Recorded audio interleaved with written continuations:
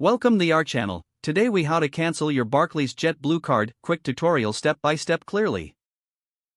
To cancel your Barclays JetBlue Card, start by gathering your personal information.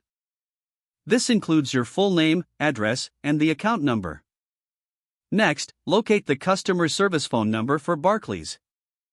You can find this number on the back of your card or on the Barclays website. Call the customer service number and select the option to speak with a representative. Once connected, inform the representative that you wish to cancel your JetBlue card. They may ask for your account details for verification. Be prepared to answer any security questions to confirm your identity. After verifying your account, request confirmation of the cancellation process. The representative may explain if there are any outstanding balances or rewards you need to address.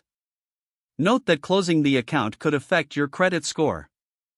Ask for written confirmation of the cancellation via email or postal mail. Finally, securely dispose of your JetBlue card once the cancellation is confirmed. That completes the process of canceling your Barclays JetBlue card. If the page does not load, refresh the browser or try again in a private or incognito window. Make sure you are using the correct email address, then retype it carefully to avoid small typos. If your password is not accepted, use the reset option and create a new strong password you can remember. Check your spam folder for verification or security emails, then complete any requested confirmation steps. Enable two-factor authentication if available to improve account security and reduce unauthorized access risk. After signing in, review your profile details so your contact information and settings are accurate and current.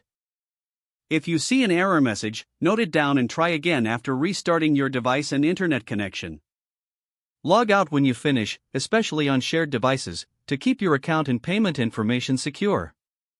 If the page does not load, refresh the browser or try again in a private or incognito window. Make sure you are using the correct email address, then retype it carefully to avoid small typos. If your password is not accepted, use the reset option and create a new strong password you can remember. Check your spam folder for verification or security emails, then complete any requested confirmation steps. Enable two-factor authentication if available to improve account security and reduce unauthorized access risk.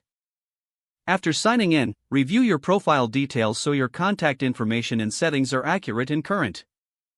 Don't forget to like this video and subscribe to our channel for more step-by-step tech guides.